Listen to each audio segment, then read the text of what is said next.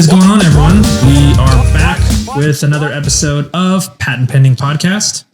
Podcast for creatives. By creatives. And today we have Stephen Greathouse. Stephen, you have to say episode 22. What's that? You have to say episode 22. Episode 22. You have to say that, but thank you. Yeah, we're on episode 22. They know the drill. They clicked on it. It said 22 on it. What comes after 21? It's true. Well, what if they're listening? Oh, they still clicked on it, huh? Yeah. All right. So today we have on Stephen Greathouse. Thanks for coming on, dude. Yeah. One of the most. Appreciate it. Yeah, of course. I was going to say one of the most epic last names. Thank you, man. Yeah. Greathouse. So actually, yeah, I was going to actually say something funny. So I've known Stephen for 10 years. Really? And I just found out that he actually goes by the name Danny. Why do you go by the name Danny? Is it your middle name? But long story short, his business name is Stephen. Yeah. So I want to refer to him Stephen for this. Right. But it's just something funny. I feel awkward calling him Stephen now after he told me. Because he recently met my wife a few months ago at a wedding or whatever. So she calls me Danny. My family calls me Danny. My dad's also name is Stephen. So I don't know. It's always been confusing, and I stopped correcting people after high school. So. But are you born Danny? I'm born Stephen Daniel Greathouse. Oh, so it's your middle name. Yeah, okay. yeah. I see. Yeah, it was funny. We have a mutual friend. We have a mutual friend, and I was like, "Oh yeah, Steven's over there." She's like, "Danny?" Yeah. I was like, "No, Steven." She's like, "Danny?" I was like, "What?" That's so funny. Yeah. We're missing something here, aren't we? It was me. So after my wife we first started dating, my car has my phone name popped up. It says Stephen Greathouse, but I introduced myself as Danny. And so she got into like a different name, and she was like, "What the fuck's going on?" Right. She's like, "Oh, yeah. Wait a minute. The last name matches, but not the first name." So then I had to like quickly explain, and then it ended up working out. But well, obviously you guys got married. Yeah. Right. She's still confused to this day. She's like, I don't know. Does your name change on if she gets mad or something? She call you it does. Yeah, she sure does. Sure does. So tell the world, what do you do, my friend? Oh man, I'm a freelance photographer. I mostly do larger events, trade shows, different things like that. But yeah, I've been doing conventions since like 2016, 2017. Okay, you had quite a few years under your belt. Yep. And that. How did you get started in conventions? Well, my first gig was actually a pest control convention in college when I was in 2012 or something like that, whenever that was. And I had a buddy who his parents were on the board of the local pest control association. And so they do a convention every year. So I did that a couple of years. That was my first gig. But then in 2017, our mutual, the class that we met in, Benny Palmore's class, he has referred me and Mike, I think, work throughout the years since we've left his class. But in 2017, the crew that does CES every year needed an extra hand. Mm-hmm. And so they brought me on for that CES, and I've worked CES every year since then. But nice. It's a national company called Oscar and Associates, and they've done most trade shows for 50 years. It's ridiculous how long they've been going. They used to use Hasselblads and things like that. Oh shit! So they just have the market. Yeah. When you're shooting these trade shows, for those that don't know, what is kind of your role of duties? Are you capturing just the ambiance of show, how the vendors are set up, or? So it kind of depends on what department or people that are hiring us for. So we will either do exhibit photography for just straight up taking photos at the exhibit. That's where a lot of the money is taking photos for the different exhibit houses or the different people that are exhibiting. Okay. But for the conventions themselves, like CES, it's for their marketing team. So they essentially it's to bring more people in next year. That's typically why they want coverage. And so we, from show opening to showing really crowded aisles to showing the different sessions that people can come and learn, and the different new tech that's being exhibited, and people being excited about that tech and things like that. So they want to grow the show. It's usually about growing the show for next year. Right. For future years. Yeah. Nice. Did you grow up in Vegas? Yeah. I know you went to high school here, but yeah, I was born here. Same with my wife, actually. Yeah, that's kind of we're at a pretty good ratio with our guests. Like it seems that way. Yeah, Jordan and his wife. How old is Jordan? Because he went to Palo Verde too. I went to Palo Verde. Jordan's 30. He's a year 30. Older than me. Okay, so he got into Palo Verde because I'm 2007. Oh, same as me. Yeah, and it's funny because I've watched pretty much all these episodes. So it's nice. Yeah. Yeah. So I was wondering if I had crossed paths with him, but it looks like he got in there right when I left. So yeah, because I'm assuming he probably graduated 2011. I graduated 2012. A little bit older than me. Oh wait, what? Because you graduated 07, which is the same as me. Mm-hmm. How fucking old am I? Am I 33? I just turned 34 last month. Yeah, I turned 34 this year. Then wow. I'm like, he's a year behind me. No. Anyway, I digress. Those are some dope shoes, though. I was not aware of him. That was really cool. Yeah. Oh, sorry. I was like looking over. I thought you were talking about. Yeah, Jordan's a fucking man, dude. I thought he was talking about your shoes you brought today. No. Yeah. Really, really good shit. Yeah, that was such a good episode. Yeah, for sure. I listened to that on the way back from Phoenix, I think, actually. Oh, sick. Thanks, dude. That episode's doing pretty good. Yeah. Yeah. Shouts out to him and his wife for blasting it out there for us. So I know also you freelanced for Shutterstock and you did some pretty dope shit recently. I know you shot the Pro Bowl. Mm-hmm. How was that? Was that your first time shooting that big of a football game? For sure. Yeah. I've shot a lot of like high school games, big high school games here in town, but that was my first time shooting like on a professional level and it was really cool. I mean, it's not a real football game. It's just a bunch of like skills competitions and things like that. They don't have pads on. There's not really hitting, but it was cool being down on the field. Where was the Pro Bowl at? Allegiant. Oh shit. Okay. Yeah. Is it first time shooting at Allegiant? No, for Shutterstock, I've shot a couple like different things. I've shot like the Country Music Awards and red carpets, a lot of red carpets down there for Shutterstock for different events that are happening. But yeah, not the first time. But what was your gear setup for the All-Star game, or not the All-Star game, the Pro Bowl? Same but different. So Z9, I had to rent another Z9, just to have like quickly switch between to get the 7200 up. But I have a 300 2.8 that I picked up a year or two ago. It's a fixed 300? Mm-hmm. Interesting. So I got a really good deal on it. It was used. Cause it's Nikon? That's right. That's right. There's some deals to be had right now. We'll get there, guys. We'll get there. We'll get into it.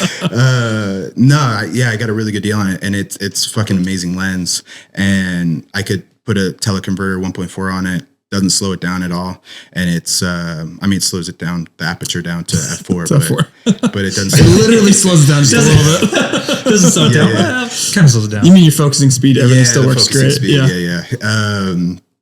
And it's been working out pretty great, especially the Z9. The fucking sensor's so big that I'm constantly switching into DX mode, the crop sensor mode, and I'm getting an extra 1.6, so I can easily, really quickly get to 600 because I'm shooting JPEG for most of the stuff I do. Really? Yeah. I think you talked about that when you shot like the sporting events. You're not. So it's a big it's a big efficiency and time thing, because if you're We'll have Stephen explain it, but why do you think that why do you shoot in JPEG? So I started shooting in JPEG with Oscar and Associates doing big conventions back in like 2017. It was a huge adjustment for me because for being able to shoot RAW, you don't have to be right on. Right. You don't have to, your white balance doesn't really matter. And, your exposure settings doesn't really matter as much, but that's the way they shoot because they have so many photographers shooting for them and they need to be quick and storing all of that information for a really long time. So just to keep file sizes down and keep everything faster, that's the way they shoot. So I got used to that back then. And now it's helped me become like a lot better of a photographer because I'm constantly thinking about the different settings and I know the settings like really fast, whereas before it was like I was just lazy with it. I could in more play, more forgivable, more leniency. Yeah, That's interesting. And then why is it also so prevalent to shoot JPEGs in sports? Well, it's even more so in sports, just because like for Shutterstock, they're like a wire image company. So they make their money by selling photos to magazines or whatever. And so often the people that have their photos up there first are the ones that the photos that they use, because they don't necessarily, like a lot of these outlets don't necessarily want the very best photos. They want the photos right now so I can get the story out. Right. So getting those photos up there immediately is like key. It's like the most important thing for them. So shooting these big events, being able to shoot JPEG, I have no time to edit for those outlets. So So when you were like doing the Pro Bowl, what was your workflow? Did you just import everything? Did you like flag everything in camera and then import everything to Photo Mechanic and then FTP it out? Or did you have like a hardwire or? Yeah. So I didn't have an editor on site. Shutterstock will sometimes have an editor. They usually don't do that for out here because they don't have like as big of staff out here. It's LA based. Yeah, it's pretty much LA based. I mean, they're actually New York based, but they have a team in LA who usually deals with me. And what was I saying? Talking about editor. Right. Yeah. So Photo Mechanic for sure. So I can quickly put in captions, because I have to caption everything. I have to put the headline, the date, all that kind of stuff, just because whoever wants the photo needs to be able to find it. It's a search engine. So it's, they need to be able to find it and figure out what's happening in the photo, because it's not always like immediately know what's going on in the photo. Well, so we'll elaborate a little bit more, because why I wanted to talk about this is because it's so cool. It's such a different workflow from like shooting an event or shooting a wedding. Basically, what you have to caption you have to keyword the metadata in the image. Yeah. So when people search it on like Shutterstock website, that's what you mean. Those images will pop up. Right. And when you have an editor, they can do all that stuff for you. Like when I also did the Super Bowl parties this past weekend in Phoenix, there was editors on site. So we just hand off the card and they handle all of that stuff. And that's fucking amazing. Right. Yeah. I've had to, I've shot for Shutterstock a few times. And it wasn't as thorough. Like when I first got contacted to shoot Day in Vegas, it was like, need a shooter, yada, yada, right? And then I didn't learn until after about the metadata, about captions, all that stuff. So I'm like figuring it out on the fly. Right. And like you're saying, time is burning. And again, the person who hired me wasn't communicative until kind of after of like, hey, moving forward, we need these images like ASAP. Cause like I did drop them that night, but then it's like, oh, they're not captioned, they're not metadata, they're not this and that. And I'm like, well, you should probably tell me this before and not like during or after. So you got subcontracted out. That's why the loss of communication was there. Yeah, that makes sense. Yeah, I got that information right up front. So it was a little bit different for me, but that it's a huge adjustment. Like it's not like it's not a normal thing, because when you're done with the event, you think, okay, now I'm going to go relax for a little bit, right? And then I'll get into editing. No, it's like. You need go. Yeah, now it's like the time you need to run to get it up. And it's kind of cool though in the same sense, because when you haven't so I've never shot for Shutterstock or any of those outlets, but when I shoot for the NBA, like a game, I FTP with a hardwire, but I have an editor. So when I'm done, I'm done. Yeah, no, right. Everybody has everything. I can just go home. Yeah, that's like the and my girl's situation. Like, "Oh, you gotta edit?" I was like, "No, I'm done." I know, it's pretty sweet. Throw in my bag. I was like, "Let's go do something." Yeah, right, sure. It's super nice. But that workflow is so crazy, and it's so overwhelming, and it's so daunting. I know I still do it. Once you learn it, it's not as bad as it seems, because it's just learning a whole different way of doing it. And once you learn that, it's like, okay, it's not. And practice makes perfect. Right. I still sneak in raw images. Yeah. So I'll shoot 2 cards. Yeah. I'll shoot 1 raw, 1 JPEG. Yeah. And because I like to just play with the colors a little bit more. Sure. But when I just shoot JPEG, it just hurts my heart for some reason. Yeah. But I just need to get used to it. You can still play around with like the colors a little bit with JPEG. So it's not like, it's not like you're completely locked in. Yeah. Well, and I'm also shooting on the R3. Yeah. So the JPEGs for the R3 are significantly smaller than the Z9, I'm sure, right? Yeah. Yeah. So I just, when I edited them, I was like, oh, this looks like This isn't a raw. Yeah, I don't know. It just feels a little weird, but Doo-doo, baby. what? Doo-doo, baby. It looks like doo-doo. Yeah. Well, I mean, when you're doing it like in between, like, when it's on the camera or it's just on the laptop and you're not editing it, it looks good and it goes out. But then when I get home and I like want to play with it, I'm like, shit, I wish I had the raws. So. Yeah. Or what I do is I shoot raw compressed. Yeah. Just to save speed. Yeah. On everything. But Nikon Z9 won't even shoot raw uncompressed anymore. It's just really? It's just compressed. Yeah. Oh, they don't have that option. Yeah, I never do it just when I'm doing sports if I want to save some images. Yeah. Just so I don't like bog the computer down or bog down the camera. The hard drive. Right. Yeah, that's one thing that I want to learn and use more is the different situations for that of like shooting raw, shooting JPEG, shooting, like what's going to work best. Cause like I'm still stuck in my ways of like everything raw. And I know certain things that when you're dropping, if you're just card dumping or you're shooting for like a Shutterstock wire image is like shooting like, dude, 25, megapixel each file, take hours. It dumps like you got to speed it up. So. Yeah, and especially too if you're FTPing stuff or like for instance, like boxing. The way I've learned, like literally in between fights, you're doing the upload process, so you don't have time for it to be like, oh look, you gotta like load shit in, build previews. It's like no, straight into Photo Mechanic. Yeah, and for Shutterstock, I've shot a couple like nightlife stuff, like I did a Paris Hilton conference during like the IMEX trade show. And I knew it was going to be a nightclub. It was at the nightclub at Resort World. What's that? Zook. Zook. Yeah. So I knew it was going to be a pretty like crazy color environment. So I shot raw at that time because I was like, I don't want to mess around. I don't want to miss these shots just because I don't get it right. And so I pulled up Capture One. It was really quick, and I got a lot of edits out like pretty fast. So it's not like you can't do it. It's just so much quicker and faster without. And but that specific scenario, you're not like competing against like for instance, like the Pro Bowl. There's like literally there was like 60 other photographers, so you're competing against their timing as well. Yeah. So that one you probably had a little more lenience timing wise. Yeah, definitely. But it is doable for sure. Yeah, definitely. That's super smart. Like you're like, all right, I haven't done this nightclub stuff a lot, so maybe let's see that. Err on the side of caution ahead. Well, when I was going in there, like I think about like what have you done or any of the other people that I've seen in nightclubs do, and I know you guys are all shooting raw, so it's not like so. Do you know that? Well, from just I'm just kidding. You just told me that's the only thing you shoot. So yeah, smart ass. Secrets out. So I know that's the way to do it. I know that's the proven way to do it. And so that's what I'm going to do. But if I shoot more of it, then I can kind of like play around and figure out my own way of doing it, Yeah. Yeah. Trial and error. Right. But you can't do trial and error when you're getting paid and it has to be uploaded. Right. Well, in those fast paced environments, where your time is money, you don't have time to. Yeah. Yeah.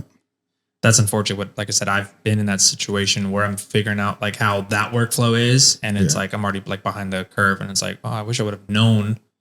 Because he'd be like, oh, we need, like he was kind of explaining it to like how you were saying of like, hey, like the faster we get these up, like we have a better shot. It's like if we don't, then they just sit there. Right.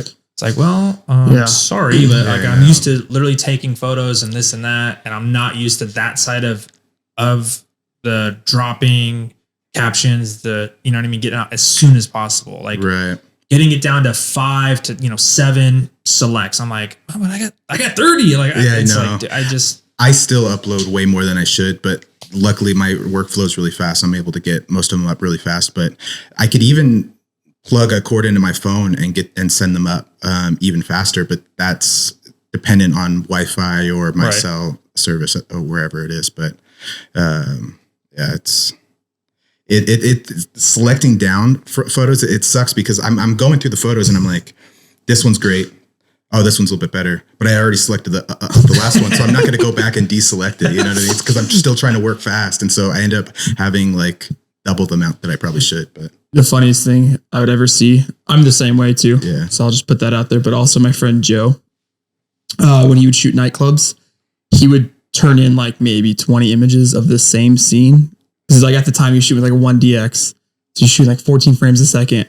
But then he'd be like, well, this one has a different lighting scenario. And then this one, the lighting's a little bit different. Mm-hmm. So maybe I'll give them all of them. Just give them all options. Right.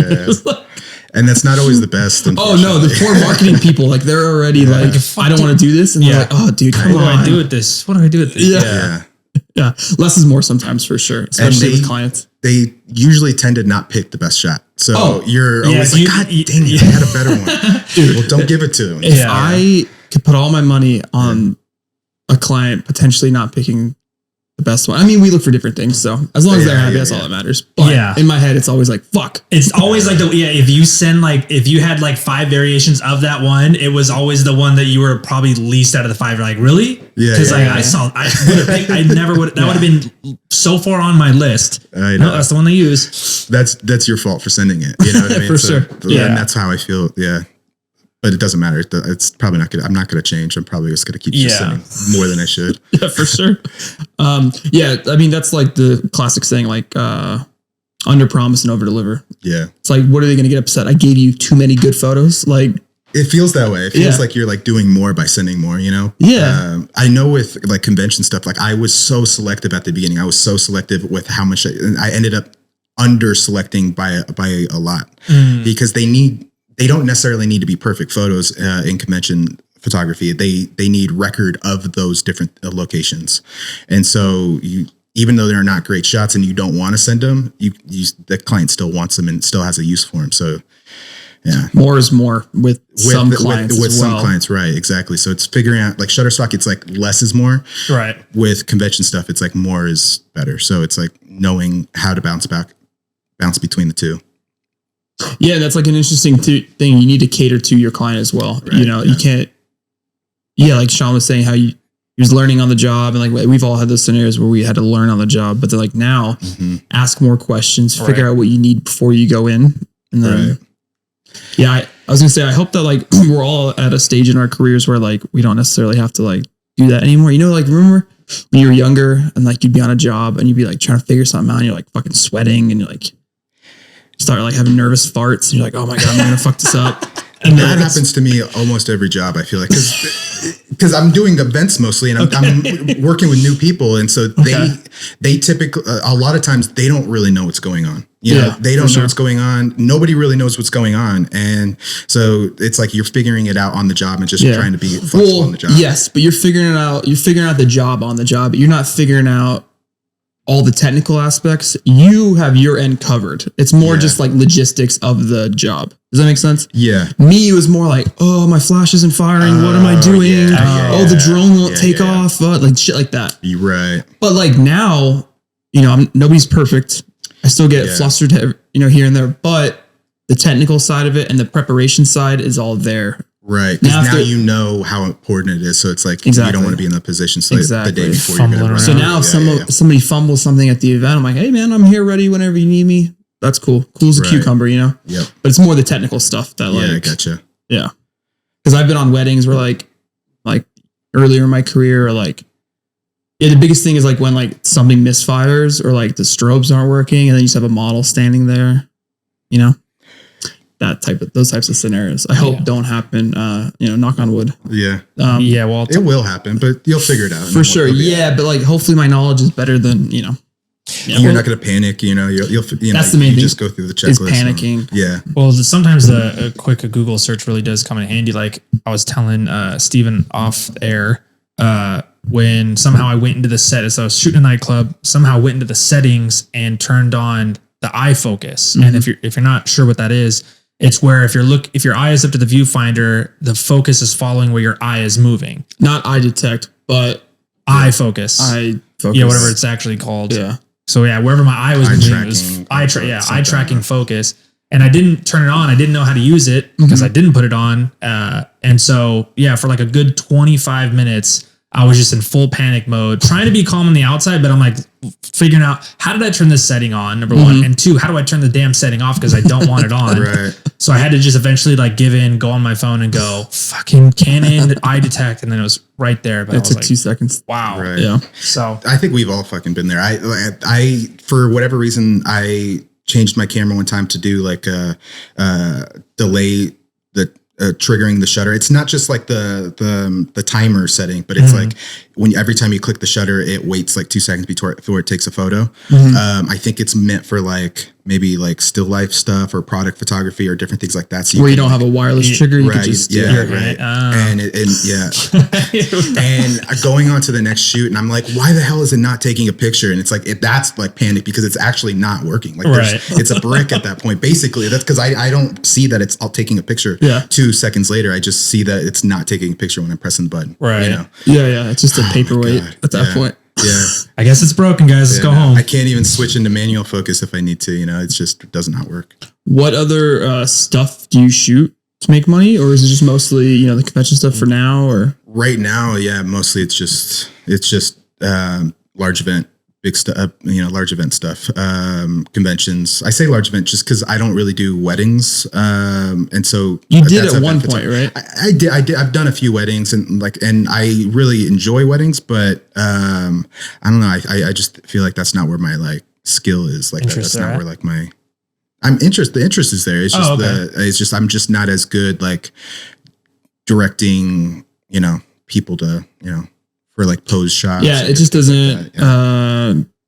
It doesn't. Get your creative juices going. Right. Doesn't arouse you. Right. I'm the same way. Yeah. I mean, the interest is there. Like I love those environments. Usually people are having a good time and that kind of stuff. So I mean, that part's cool. I think weddings are nice, peppered in throughout the year. Like no more than 5 a year. It's fun, and fortunately now, like I'm almost 30. Friends of friends are getting married. Friends are getting married. So it's usually somebody I kind of know, or I have friends there. So it's way more fun than it would be just some random stranger. Yeah. Exactly. So it's like those I'm usually more inclined to be like, yeah, sure. Like we shot a mutual friend of ours. All right. He was a guest. I was shooting. Well, we were both guests, but I also shot it for them. Oh yeah. Because they're friends. You were a guest and you shot it? Yeah. I shot for a couple hours and then, okay. Yeah. It was like a close family friend of his. So. And it was just, they got married during the pandemic and there's just a reception. So like, hey, can you come take photos of the reception? But like, also we want you to like hang out, bring your girl, enjoy it. You have a seat, you have dinner and everything. Just, I was like, I got you. When that works out in like a situation like that, it's great, but it could also go real bad. So for sure. Yeah. But I think I know her well enough to where I was like, I'm good. Yeah. It could be like a weird line because you're like, well, wait, is this like a way of inviting me, but then getting my services? Like which? Yeah, well, no, they paid too. They paid. I gave them the friends and family, super cheap. Girlfriend came. We all hung out. All my friends were there. We all that's cool. Drank. Yeah, it was fun. Indulged. Yeah, I recently went to a wedding. It was back in October, but it was my cousin's wedding, and one of my family members had asked me. They're like, "Oh, like, why don't you shoot it?" And I was like, "I would be offended if my cousin asked me to shoot the wedding because I want to enjoy it. It's my family. Like, I want to shoot it. I want to enjoy it." I think we've all had that conversation at some point. I'm like, multiple times. Yeah, I'm like, I'm gonna be offended if you're like, "Hey, do you want to shoot my like?" No. What you ask is, "Hi, can you help me source a photographer that you trust or that you okay their portfolio, something like that?" Right. Yeah. Well, they were in California, so they'd already had somebody, but I was like, "Yeah, no, I don't." Yeah. No, I was like, I want to be the family member. I don't want to be fucking photo brain.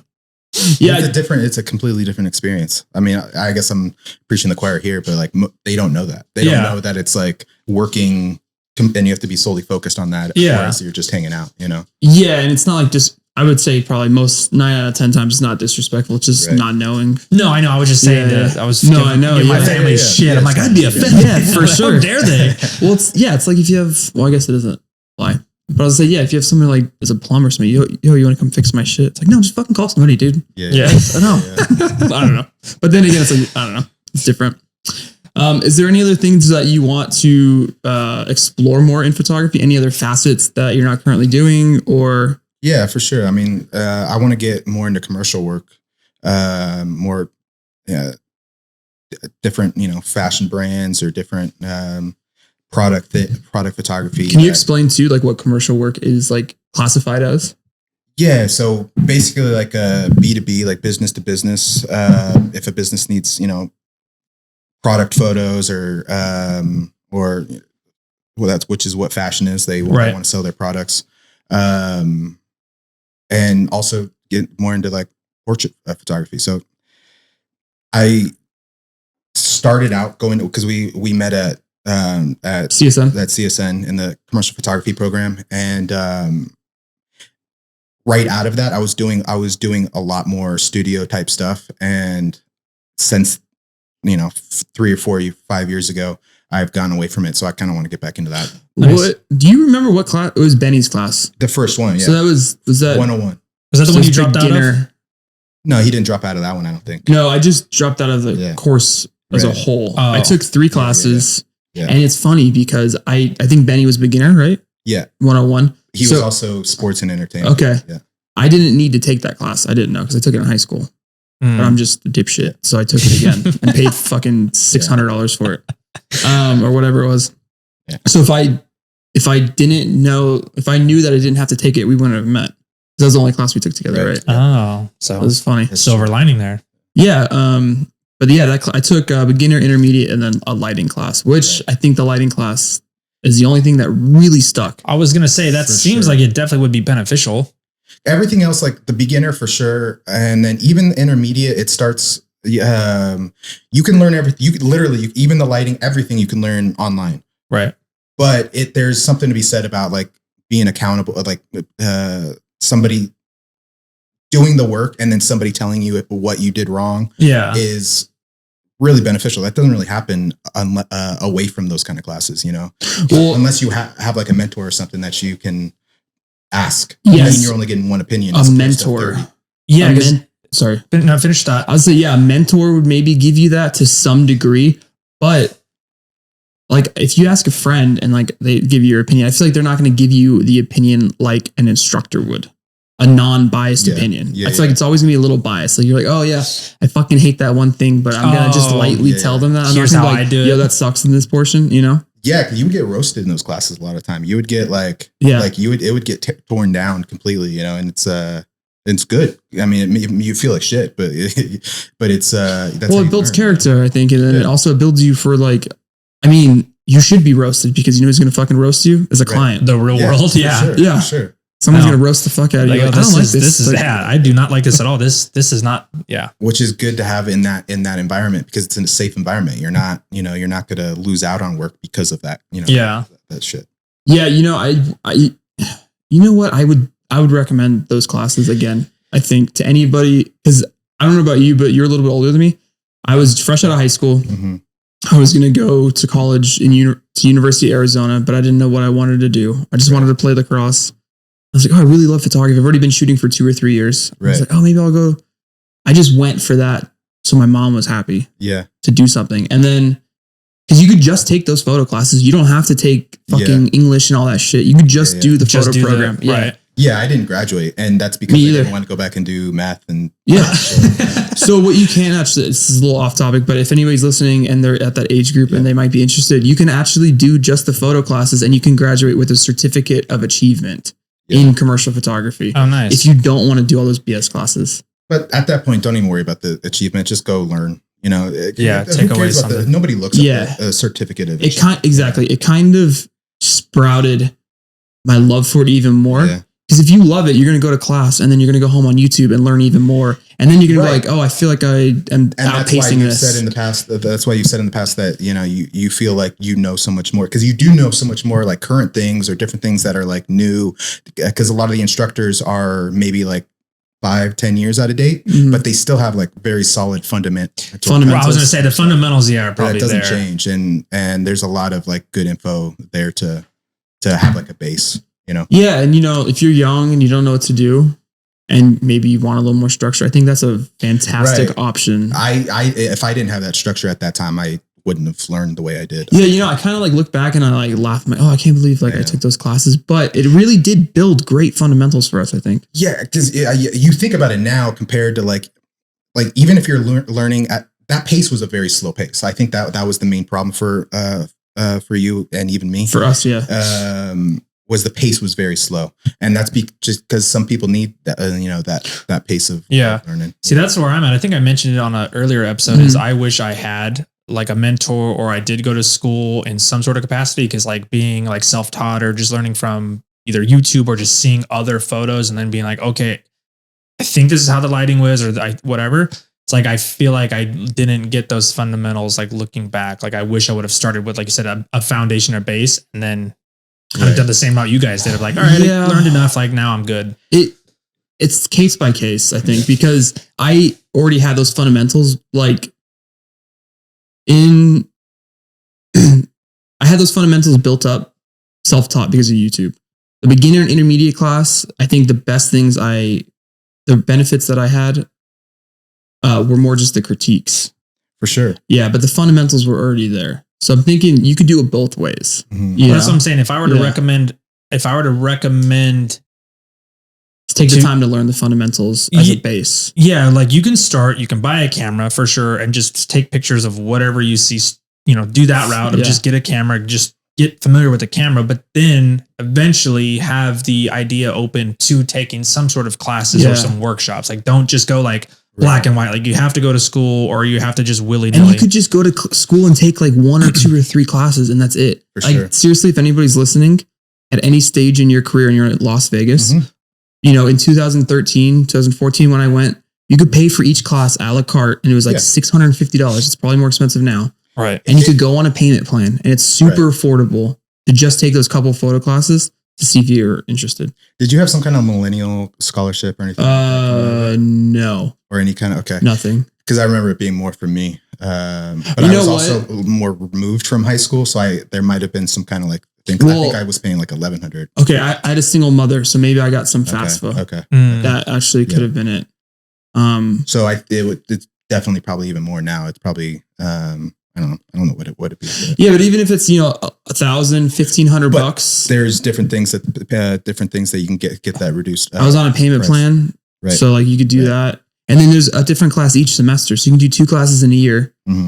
That's so much better than going to like a 4-year university and getting in so much debt because like that's way more expensive. That's ridiculous. So but the thing is like. For the 4-year universities, it's usually like photojournalism classes, which I meet a lot more photojournalists when I'm doing sports stuff and Shutterstock and that kind of stuff. And it's cool. Those jobs are kind of locked out unless you kind of have a bachelor's degree in photojournalism. So it's still worth it to do those if that's the route you want to do. But I mean, that's really the only way to get in those kind of jobs. Unless you're freelance and do other kind of stuff, but you're never really going to be hired as a staff photographer for like a paper or anything like that. That's a very good point. I mean, it's even further than just photojournalism because there's been a few opportunities where I've seen like the UFC throw up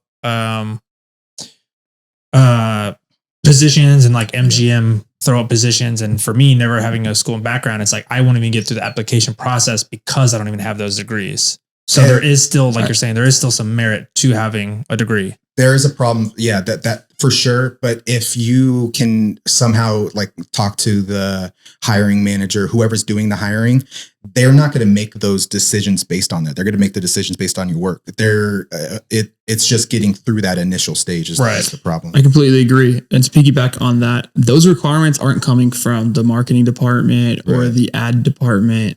Those requirements are coming from HR and coming from the corporation. Right. It's a blanketed. Yeah. It's a blanketed thing. It's because it's like, Yeah.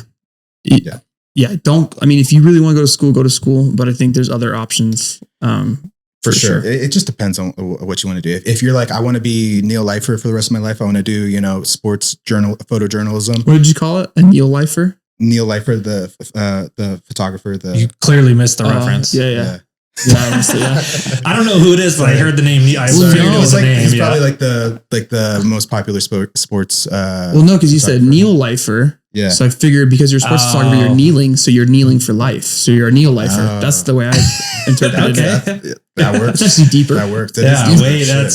Yeah. No. One went over your head and one went over our head, so it all works out. You know the picture of Muhammad Ali's fight where the top down fight? That's Neil Lifer. Fuck. I have a jacket with that on it. Yeah, it's a dope shot. And he's still shooting. Like he's still shooting. Like I've seen. What is he? I'm guessing he's older gentleman. I don't know, but he's still shooting. 80s, 90s. It's pretty dope. Neil Lifer. Yeah. Okay. Leifer. We've probably seen more of his work than we're aware of. Absolutely. Guaranteed. Was he in the movie Ollie? No, because Ollie, he had his own. He had his own photographer that was portrayed in the movie. Was it? Yeah. So in the movie, he has his own photographer. It's a good chance that it's Neil Lifer. Did he work for Muhammad Ali? Don't know. I don't know because I think he had some kind of access to get into like the rafters and that kind of stuff for those shots. And he had like, to get those kind of shots, he had to have like a huge ass cable release. It's like, there's no wireless stuff back then. Yeah, because he was cable release that was coming all the way down to like, right, for him to fire it off. Yeah, it's so sick. On film. Damn, it was on film? Yeah, he had 36 shots up there. Yeah, Sean. You know? Holy Muhammad Ali. In the 70s? Yeah, Muhammad Ali. You're photographing fucking garbage cans. Sorry to film photographers. I just dissed, but yeah, it's nuts what they were doing back then. But I think it was 36. Maybe he was shooting with like, I have no idea what he was shooting with, but yeah, because in the movie Ali, there's this like part that like I always remember from watching as a kid, and he was like, Muhammad Ali, I don't know if it actually happened, but it's in the movie. He's like, oh, I want to pay you, like I want to give you money, and he's like, and he said something funny. He's like, well, then I'm not freelancing, am I? Yeah, I think he was just friends with him, and he just wanted to like do his own thing and shoot, and not ever like get paid by him and just photograph him. I don't know, it's super cool. I should watch that movie again. It's been a while. It's and I never made that connection, so that's crazy. Yeah. I don't know if it's the same guy, because if I'm not mistaken, it might be different ethnicities. I want to Google that. I'm good. Okay, we'll do it after. Try to figure that out. But no, yeah, if you want to do more, if that's the route you want to do, photojournalism, you need a photojournalism degree. Otherwise, it's not worth it. Right. You know? Yeah, I think. Yeah, and we already harped on it a lot. Yeah, I know. But I did want to come in and say that like I do have a little bit of a different opinion where those fundamentals I do think I benefited a lot from. So, and especially since the CSN, it's so easy to get into that program, and it comparatively it's very cheap compared to anything else. So oh yeah, it's way cheaper than the UNLV program. Mm-hmm. It's way cheaper, and it's a commercial program instead of a photojournalistic program. Right. So it's more teaching you real life freelancing techniques and like studio thought processes, that kind of stuff. Because I've met a lot of people that gone through photojournalism programs that they learned all the studio stuff after they got out of school. We kind of like we were familiar with all the different brands, Ellen Chrome, Profoto, all the different doodads. I think the only thing they didn't have was Broncolor, and so I've never really worked with Broncolor. Is that the super expensive one? Yeah. Well, they're all kind of pretty expensive. Yeah, but Broncolor I think is a little bit. It's black with like a teal lining on it. I don't know. Was that the one that Yev was talking about that they were like? No, those are pro photos. Yeah, he shoots on pro photos. Yeah, it's all upper echelon stuff. Yeah, I shoot on Godox, but yeah, I'm on. I'm on Alien B still. Yeah, I still use Einstein because policy buffs. Yeah, because if I'm plugging in, it doesn't matter. Like I can still use my Godox triggers, so it doesn't matter. Yeah, the funny part for me is because he's got like 3 different studio heads. He's got like an Alien B, Einstein. I got an Alien B. I got like a B800, a B1600. Yeah, it's a fucking mess. There's nothing wrong with that. The only problem with Alien B and Einsteins is like they're made out of like cheap parts, and so they break. And so if they break on set, that's why you pay for quality of like pro photo or whatever. Is because they're not going to break. They're going to be solid through the thing. But we have a little bit. I have a little bit of flexibility of like if something breaks, I can figure something out. I'm not doing these huge production shoots that requires. I don't think. But I had Alien Bees as my first set, and then I got I switched over to Godox.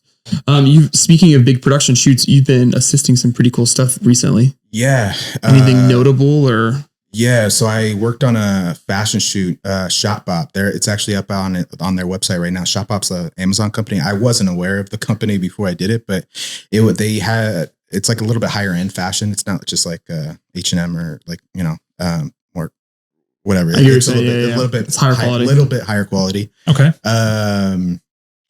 And they brought a photographer out of New York named Tom Schermacher. He's first off really good, and like the assistants that were working with them, like they make a career out of being assistants. And I was totally unaware. Something I wanted to talk about because on those shoots you're assisting. Yeah, I was second assistant. I was first assistant for like another crew. Somebody had to leave because it was in Death Valley. It started off in Death Valley, so somebody had to leave and fly back because they had a family issue. And so I switched over to the other team to be the second assistant. I initially thought it was going to be like a second assistant seems like something I would do 10 years ago, like right out of school, but that's totally not the case. These guys were like, this crew was like very professional and very, I didn't realize people like make a career out of being assistant digitechs and all that kind of stuff. Which right. So what were your roles in this one in particular? What were you kind of, what were you assisting? Lighting. So setting up lighting and assisting like basically the first assistant who's like right next to the photographer, changing out lenses, changing out things like that. Everything is happening like right away. And in Death Valley, we set up like a 12x12 like green screen scrim. And so setting that, helping setting that all up. And so you have to have knowledge of all the equipment before you do that. And so I only had knowledge based off of, I've assisted other stuff in the past as well, but school is what I learned most of that gear and how the gear works, C-stands, all that kind of stuff. But the 12x12 like scrim stuff, like that was in with it being windy and like having the sandbags and like all that kind of stuff out in Death Valley was pretty intense. But it's pretty dope. Like I just looked on their website. They have them up on there. A lot of the photos of like the desert and Las Vegas is the one I assisted on. Oh, nice. Yeah, it's pretty fucking good. So were you bookmark it? But when you were on this, were you having any sort of creative input, or like were you kind of like chiming in like, oh, let me, hair is moved, or were you just right? So in those kind of circumstances, you need to anticipate because you want to be ready. You don't want the photographer to be like, I need this, and then you have to go figure it out. You want to be ready with like the lenses. He might want like a 50 here. He might want like a 35 here because. So it's anticipating. So like that's thinking creatively, like how he would think, right? And being there. So having that, having an experience of being photographer myself and what I might want, I was able to anticipate a lot more of what they might want. But no, on the output, I have no opinion. Like it's not like a group collaboration. They kind of generally know. The first assistant might be like, you might want to do like, scrim here, reflector here, this kind of thing here. And it's just like being there to anticipate and be ready and know what you're doing and help out. That's funny that you're on today's episode, just because I have a few different gigs I've done in the past where I'm assisting. I've assisted Mike recently. I'm assisting Mike tomorrow, and I'm kind of assisting next week for a shoot, but then also shooting film, and then also switching between a little bit of photo, a little bit of video. So it's like I'm kind of jelly in that sense, kind of all over. But most of those big production shoots also do some video stuff. But what I'm trying to get at is I was having those thoughts too by assisting on a few of these jobs now or different projects. I'm like, I don't want people to think that I'm just an assistant or like a lighting grip. Like I know how to shoot and edit and all these things too. So it was like a weird hat for me to like, how do I feel about this? Like, that's a pride thing. Cause who like they don't, like who are you worried about finding out about that? Like the clients aren't going to really like associate you with that because they associate the photographer. You're working with the photographer or director. You know what I mean? Like more so it was like for me, cause I'm there and I see the deck and I'm excited about the shoot and I'm like, I want to get in there, but it's like, this is not your role in this. Like you're kind of helping out, you're overseeing, you're giving a little bit of creative input if you see, but like in this case, I don't have a camera in my hand. So I was like, I want to like. So I've done a lot of assisting like right out of school. So that's why I thought I was so much more removed from it between these last ones. But it's just like, I want to show up for the client, whoever it is, in whatever way they want. So so when I'm there, I'm going to be the best assistant, that I can think of. And I thought the same thing going into these last few. I was like, man, I'm a second assistant. Like, I feel like that. Yeah. I thought that I didn't realize so many people make full on careers and they're like really good at what they do. And they're also really good photographers as well. So it's like, this is a normal thing that's been going on. So nobody's going to really think less of you for assisting. Yeah. You know what I mean? So I don't know what your concerns outside of that are. It's like, no, I wasn't really concerned of like anybody viewing me a certain way. It was more so myself because I'm used to handling the lighting, the shooting, lighting, all myself on like my own things, that going into a situation where I'm like kind of like the roles are kind of what's the word, like a little more refined. So I'm not doing all of these moving parts. I'm kind of just focusing on these. It's like, I guess it's more so the excitement, like, oh, I want to be like, oh, this looks fun, I want to shoot it, but I'm not. So like know your role and kind of. But to be fair, the person, the team who brought me in for this did kind of reiterate that like we're not, if I wanted like a lighting assistant, I would just find one, but you do have experience with these things and like you are bringing that to the team. Yeah. So like what you're saying, you're not just moving lights or setting it up. You do have that input to kind of go and anticipate. Sometimes the photographer will be like, they're trying to decide what they want to do. And you can be like, maybe we do it like this. Mm-hmm. Is that kind of how you're thinking? Or anything like that? You're giving suggestions in a way that like doesn't feel like you're taking control, but you're like, what do you want? It's not intrusive. It's just like a little like pepper or a little like push. Do you want a little bit more overhead? Do you want it like this? Because you know what you're just trying to figure out what their vision is and trying to get their vision. You're not, so it's not like they're telling you set it up exactly the way this, and this. They tell you the way they want it to look, and then you make it happen based off that. So you're still using your skills and like, how you would do it towards that. And if it's not quite right, then they'll be like, hey, do a little bit this or whatever. And it's, that's not a problem. But you do have a more opinion. I guess you do have more opinion than I was initially thinking, but I'm really opinionated on a lot of things. So it's really hard for me to not come out and like, be like, hey, you should do it this way, that way. So that was like actually a learned skill that I had to learn to like, not do that on set, not just give my opinion just like freely, because it's first off not welcome. Like they're the client's usually there, and the photographer doesn't want to see you. Doesn't need you jumping in. Doesn't need you doing that. They know they already have this all figured out, so they don't need that necessarily. It's more about like getting what they have pictured, helping them get what they have. Well, and then things that are that big of a production, like it's not like they're figuring out how they want to light it on the shoot. They have, they've already mapped it all out. They already have like an idea for the most part. And there's always like things that doesn't quite work out as much. Like there was like I was telling you about it over lunch. There was a tool that the first assistant had. It's called gaffer glass. Have you heard of this? Mm-mm. So it's like a little like metal like thing that has a ND filter on the inside, like a 10-stop ND filter. Okay.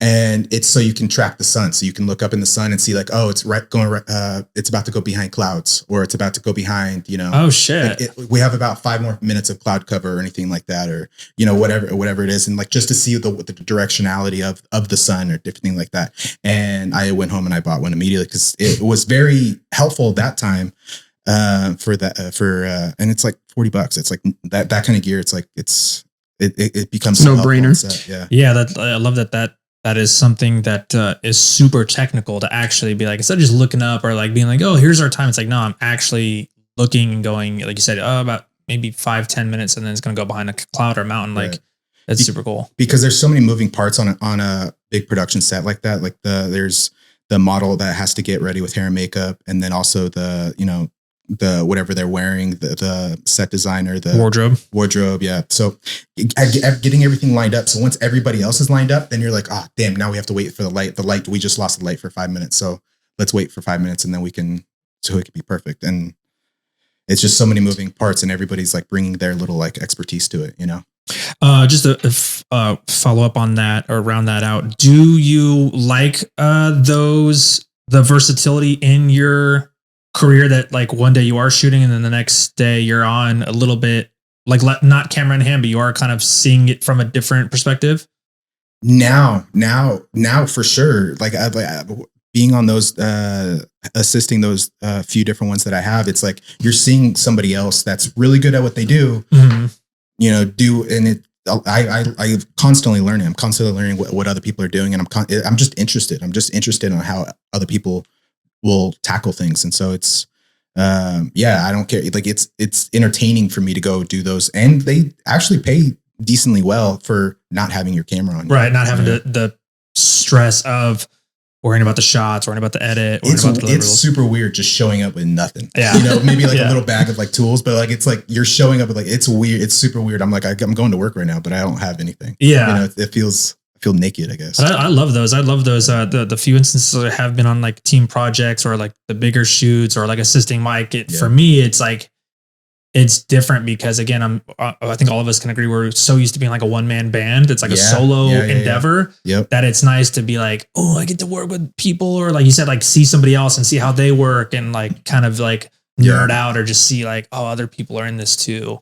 And I think it's probably just dependent on like who you're working with. Right. I'm sure it could be a really shitty really shitty set where like people are not cool and like everybody's like angry at each other and that kind of stuff and not working well with each other. But knock on wood, haven't had that. I know I've had some good experiences of like it being cool people to work with and just being enjoyable to be on set, you know. Yeah, I did the same thing. I want to circle this into like how beneficial learning somebody else's workflow is. Yeah. But yeah, I assisted for Dennis Leupold. He's like another photographer. He does all of like Rihanna's stuff. Oh, nice. But long story short, kind of just got thrown into like, oh, can you photo assist over an email? I was like, yeah, sure. And then they just kind of threw it in. And I thought I was a PA. So I was like with the PAs, but I didn't know that actually I was a photo dude. So different. And they're kind of like, yeah, dude, where have you been? So I was like, you're thinking of assistants, you're thinking of PAs, you're thinking of production assistants. You're not thinking of like lighting assistants. Lighting assistants, it's like, you need to know. You have a very specific You need to have a skill set. You need to be able to, you need to be able to, they tell you to do something, you need to know what the fuck they're talking about. Yeah. So like, they were like, first of all, so like I'm learning and I'm just like biting my tongue, just like trying to keep up. Like, yo, set up that scrim, Scrims are, you can fucking figure a scrim out. If you can't figure out a scrim out on the spot, you got other problems. It's really easy. It's There's like a scrim tomorrow, so I hope it's really, I'm setting you up. One problem I had is like, they might have like terms for different things. Like that's the whole thing. They're like, can you set up a 3-light tree? And I was like, yeah. Oh shit. But like you may know what it is, but they call it something different. And like it's all like movie set terms. It's not like common photography terms. Right. There was one thing where I think they call it a fold out or something like that. And it's basically like a 4x4, like with a metal frame around it. I was like, oh yeah, that's just a flag. That's just a black flag. I didn't realize till later on that it also folds down and becomes like a huge like black thing. And I'm like, God damn it. That's why they call that's why they have the name for it. But yeah. What was it called? The fold out? What was it called? No, what you said. You said it was like I think it was called a fold out. Something with a fold. Something like that. Yeah. So I thought you had a term for it. No. Probably be right, I'm just digging in my brain because we were on a shoot in a big studio here. I think it's Levy. But that's where the shoot was. They had those flags too. I didn't realize. I was like, oh shit. I was like, it's a backdrop, and then it folded out, and I was like, oh, okay, this thing's pretty. Yeah. Like it was pretty crazy seeing on set, like everybody went in for like lunch and then everybody came out and we lost the sun completely. And they were trying to do like a sunny, like poolside kind of like thing. And so it was all super flat lighting. And so everybody was like completely switched into like, okay, we got to make this look like it's sunny. And so they brought out the huge RE lights that they have. They had those. That's when I learned that they were black fold out because they pulled them out and they put them all on the ground underneath to like add some contrast. It was like negative fill on all underneath like the beach chairs that they had. Oh, really? And to make it look more like a sunny day. So it was like, it's just, they know everything, how to solve all these different problems because they've done it over and over. Tomorrow. Yeah. Tomorrow so I have like an option 1 and 2 and 3 that I have for a specific look that's dependent on the sun. Yeah. And I've already tracked the sun. I've already like did a walkthrough. Yeah. I have an idea of where the sun's going to be when the sun goes behind the resort. I'm going to then use 2 lights to fill and recreate the sun. What resort? Oh, the Wynn. The Wynn. Yeah. Yeah. Of course, yeah. So I was just going over it with Sean before you got here. Yeah. So there's strategies to figure out how to, get what you want and no matter, Yeah. It's cool. I want to do more big shit like this. Yeah. What'd you say? Like gets you aroused when you're done? Oh, it gets my dick. It's my dick hard. Yeah. It's my creative dick hard. Yeah. Yeah. But, no, what is it? What do I usually say? There's another way I say it that's funnier. Mm-hmm. Yeah. We'll come back. We're on super technical right now, so I can see why that back there somewhere. It's my dick hard creatively. Yeah, you said that. No, I said it backwards. I'm saying it correctly now. Creatively, it gets my dick hard. Dick gets creative. My nipples get hard too. Yeah, for sure. But there was something you were talking about. Oh yeah, so I wanted to like bring that full circle and how important it is because so for instance, when I did that one shoot with Dennis, I was photo assisting. The rate was It was okay. I ended up doing like a 14-hour day for like. See, that's different than like what these other assisting that I have. If it goes over, you're charging like significant for it going over. It's like it's industry standard for a 10-hour day is like $450 for assisting, and then $550 for a 12-hour day. But I've gotten more of it recently. I've gotten more, and but I've never gotten less than that. And so if it goes over that 10 hours, it's like because most of those people are union, so like they have like very strict rules. There's overtime. There's very strict rules on how they do it. So. Yeah, I didn't know it was a referral. I wouldn't have known. Somebody emailed most me. of us. Like, oh, okay, shit. I guess we're here for 3 more hours. Fuck. Yeah. But what I was saying was how important it is to be in those scenarios and how you can learn somebody else's workflow. And then like, you don't understand how intricate, like if you see like, okay, for instance, the people that we shot was Monsta X, which is a K-pop band from Korea. And they were on a cover of something. And you look at it and you're like, oh, that's just like really soft lighting, looks good. You don't realize it's like fucking 3 12 by 12 foot scrims with 6 pro photo lights in each scrim to make the softest light you've ever seen in your entire life. Yeah. And then it just opens your eyes up to like how big you could take this. And then it opens up your eyes to other people's workflows. And obviously you do it on a much smaller scale, but if like you have an opportunity to assist a friend or assist another photographer that you look up to or something, I think it's always worth it. For sure. Because you're always going to like learn something. Yeah. And even if you see like the behind the scenes of like big like video shoots, like TV shoots, movie shoots, whatever, like they're controlling the light with like massive scrims outside or huge lights outside. Just so they can have like the consistency, because they're not going to get the scene shot like right away, you know, within before the light changes. So it's all going to be artificial light pretty much outside. And it's just crazy. Yeah, the movie Nope. There's a fucking crane with a scrim on it. Yeah. It's like insane. Yeah. Right. Yeah, and actually fun fact, I think they filmed that whole movie during the day. And then they edited it to make it look like it was at night. That's not mistaken. Yeah. Could be wrong. I'm pretty sure. Either you've told me that before, I feel like maybe you've mentioned that before, because I feel like I did hear that. I didn't look it up, but it is somewhere in the brain that they shot it all during the day.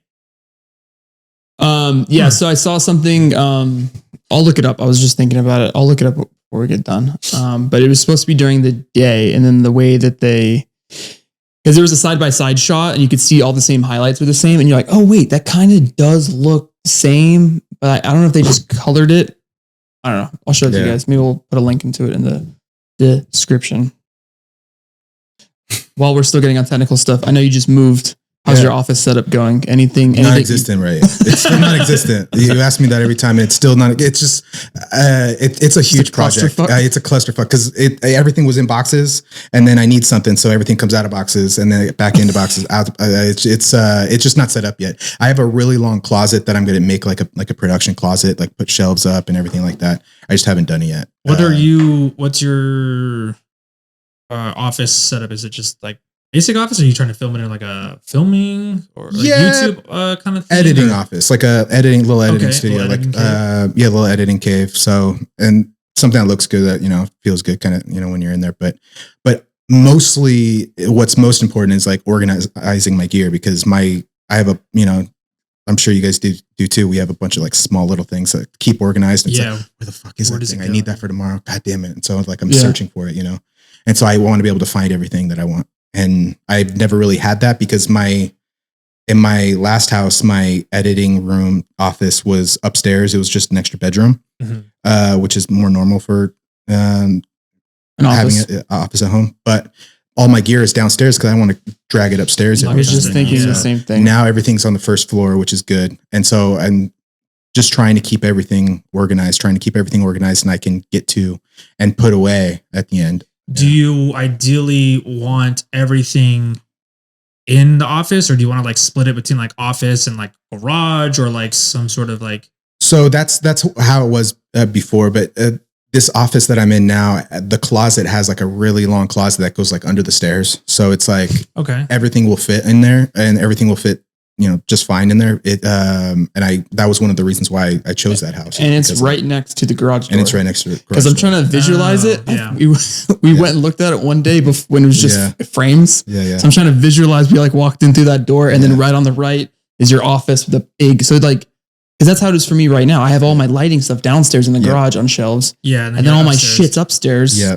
So and that's how it was before. And so it's a pain. It's a pain in the ass. Yeah. Like keeping organized. Yeah. And because you're working up in your office and you're like, okay, I need to get everything done, and then trying to, okay, this is all the shit that I need. Like Al does this huge, Al Powers. Checklist. I do it nonstop. He makes his return on another episode. Well, dude, I do it now when I'm doing big shoots. I make a schedule. I make a lighting list. And then I don't really do lighting diagrams anymore because it's all, if you're not using a backdrop, it's hard to make a lighting diagram for it.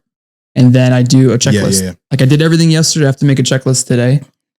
I've been doing checklists in my head for so long. I rarely forget about things just because I'm constantly, because I'm anxious. Like I'm constantly like going through all the different things that I need for the set, like days before in advance. So it's like, I rarely forget things. I still do sometimes, but I rarely forget things. I know, but I think that's going to happen anyway. But I probably should do. I get so anxious sometimes. Yeah. That I will pack my bag, put it in my car, drive down the street, and then pull over and check my bag again, and then get. For sure I do that. I 100% do that. I've also woken up in the middle of the night like, I forgot that, and I go out of my bed to go get something to put in my bag because if I don't do it, then I'm gonna forget. Nah, see, I don't get that anxious. I get anxious, not that. We did a shoot. Oh yeah, I didn't put my triggers in my backpack, and I was like laying in bed trying to fall asleep. I'm like, fuck. And my girlfriend's like, what? I'm like, I my things, and she's like, my things. She's like, fucking leave me alone, dude. I'm trying to sleep. Yeah. I don't necessarily do the like a visual checklist on my phone or anything. I do my visual checklist in person. So like in my office, I'll get my camera bag, get my camera bodies if I need multiple, get the lenses, cards, all that stuff. So like I visually I'm like, oh yeah, I remember getting the cards out. I remember grabbing the bag, yada, yada. Then I like how my brain works is then I have to put it like everything has to be in a pile in the room before I leave the room. Then when I take it from the room, I put everything in the pile near the laundry room. And that way it's like the last thing before the door, that everything is there in that one pile. Then that way, when I leave the garage or go to the garage, it's like I grabbed everything from that spot and I know that everything that was in that one area. Like it's just the way I think that's exactly the way I do it now too. But yeah, so I need to do it before like nighttime, because if I don't, then I'm not going to sleep that night. So I got to have that separation of like I'm ready. I know I'm ready. I can continue thinking about it, but I know I'm ready. So see, I'm the opposite. I like to do it like the next morning. I do it. I don't want to do it before night because then I know I'll think about it like all night. So I'm like, let me just clean slate, try to go to sleep, and then wake up early and focus on that. No, I do no, because here's why that is flawed. What did you just say? Here's why that's flawed. How dare you? Because when you have multiple sets of batteries for like lights and stuff, you need to do it the night before. So when you wake up, everything's charged. So I do a list. Yeah. I plan out my bag, like you just said, upstairs. And then I do the list in my office, and then I do the list in the garage. And then before I load everything in the car, I put it out on the ground, on the garage floor. Oh, okay. And I check it off my checklist, and then I recheck it off my checklist before I put it in the car. And then when you do it the night before, you're laying in bed, you're thinking about, oh fuck, I didn't even think about that one little thing that's not even on the checklist. It's for sure, dude, for sure. So batteries I charge beforehand because I know that you have to cycle or different chargers. But me, like I try to not get too excited until the day. I'm like, just dude, I'm a fucking get up early and then you'll start. That's also why, you get up early. I don't like getting up early. Oh, really? Yeah, so that's a good point too. So I want to get as much sleep as possible. Typically, especially if it's a morning shoot, I want to get as much sleep as possible. So I want everything to be done better when it's already done. Yeah. He was supposedly. I just sleep. I get to sleep more in the morning. I think is like is the reason why I do it. I'm saying you fall asleep easier knowing that everything's rest assured, ready to go. It's right there for you. Now, because I he still can't say it. Well, I can't, because that is still a problem sometimes, especially if it's something I'm doing that's completely new that I'm like, it's not regular packing my bag. I needed that one thing that I couldn't find forever. And it's because I'm not fucking organized. That's why I want to get organized. So I can find that one thing that's like lost. Yeah. Yeah. The worst is like when you saw something, but you don't remember when. You're like, I saw it. I had it in the inside zipper. Yep. And I'm staring at it now and it's gone. But I don't know when I saw it. I know I saw it in there. I just don't know when. I have all these different camera bags for different uses and stuff. So things get lost in different parts. And it's like, So let's talk about it. How's the Z9? It's great. Yeah, I love it. Yeah. Any of the other Zs, it's like the Z6s or whatever, it's not comparable. It's like their consumer cameras purely feels like, but the Z9's just, for what I do, it's the best camera for me for shooting straight to JPEG and shooting, and being fast. I would rather have a Z9 over any other camera at this point. Is the Z9 the most recent full frame that came out of the? Yeah, it's the big body. It's the R3 for Nikon. Yeah, so that was. Yeah, that when I had switched, that wasn't even really out yet, or it kind of was out. It was, but it was hard to get, right? That's what. Yeah, it was hard to get. It was like the R3. Like, oh, we don't have it. And you're like, well, fuck. I remember that. You posting because I follow you on Insta, and I remember you talking about that. I reached out to him immediately. I was like, whoa. I think he told me because I think I saw him like the next day, and he's like, let me talk to him. Like, don't do it. Let me talk to him before he jumps. Yeah. Oh, I fucking jumped, dude. Oh, he jumped so. But because to me, they're all tools. So I don't think of them as like better, like one's better than the other. No. So it's that was more of what I was talking about. You already had a lot of like gear. You already had gear invested in Nikon. So like I was just like, you know what I mean? You lost some value there, but if you're happy with the R3, I know it's a fucking great camera. So. Yeah. I mean, number one, I was already just mentally ready to try something new. Sure. It was. Part of it was like I had Nikon for so long that I was like, I want to challenge myself in that sense of like, I want to learn a new system. I want to kind of like step out of the comfort zone in that sense. And then I also didn't know where to go because like the only step forward from having the D850 was like a Z9. And that was still like not as easy to get. Wasn't as easy to get. And it was still kind of new. So like there wasn't really like reviews necessarily. There was only like, you know, YouTubes of like, I got my hands on it early and here's what this is, but I'm not sure yet. Like I haven't done a full review, but here's like, so I was just like, there's not enough evidence out there yet. Okay. And then the second part was, I just had a bone to pick with Nikon. Yeah. Of course. Everybody did. And I haven't got into it.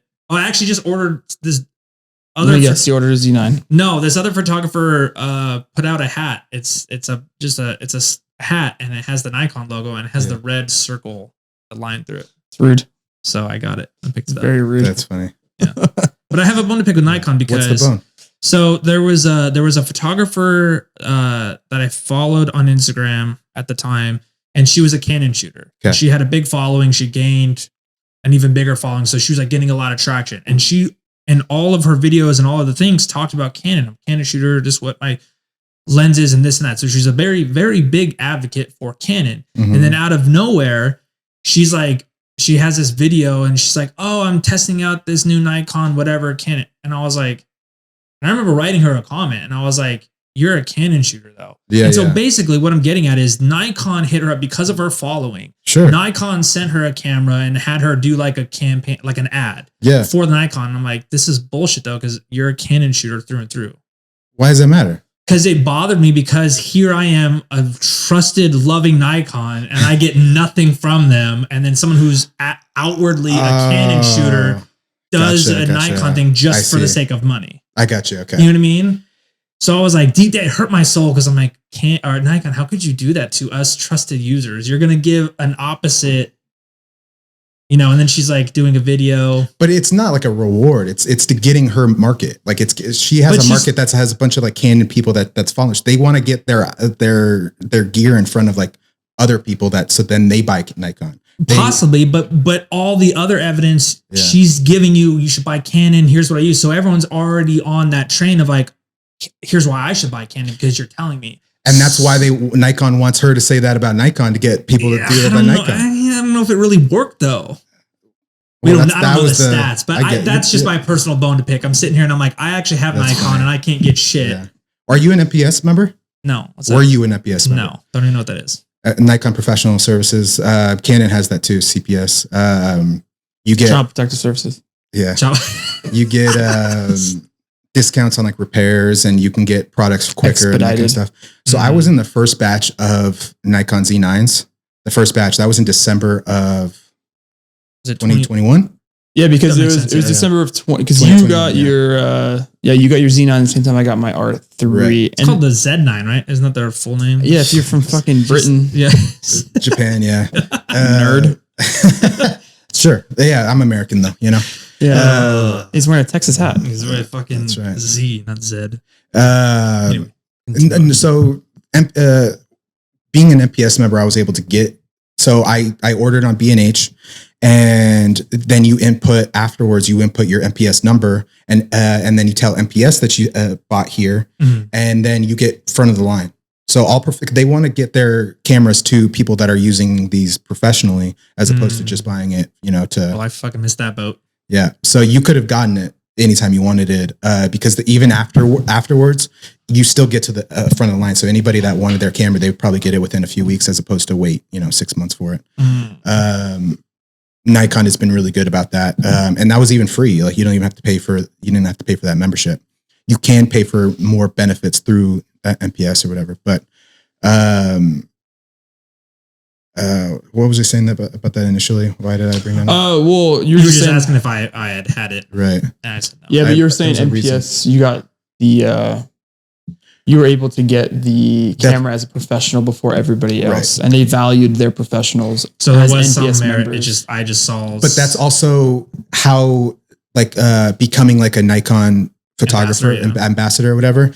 You need to be on their radar, and to be on their radar, you need to be an MPS shooter. So that's how they find those kind of things anyway. So it's not like they're not going to know somebody's going to exist just because you're out there shooting. Just because they exist. Well, like I said, but then I compare it to this girl who was Canon. So it's like, I Right. know damn well she's not on that radar. It's just because she had a big following. And then you guys were like, oh, let's, like I said, try to grab that market from Canon and get over it. It's just influencing. That's what I'm saying. That's why I took it personally. Because I'm like, here, just because she has numbers is why you guys did this. But here people will actually shoot it. Yeah. And I'm not even expecting anything in that sense. I'm like, here's For somebody sure. who actually use it, would love to give reviews, or like, try out this new lens we got. Like you're saying these things, and it's like, oh, you I know. I get it. suck. Yeah. So I'm all Canon, baby. That's cool. How have you liked the R3 compared? I mean, no. How have you liked Canon? Because the R3 compared to like the D850, it's mirrorless. Yeah, you you still can't have really- that huge benefit of. Yeah, so there huge would jump. be, regardless, there would be pros and cons for me going from DSLR to mirrorless. Right. But Canon from Nikon in particular, I love it. Yeah. Yeah, I love it. How much of it is the mirrorless though?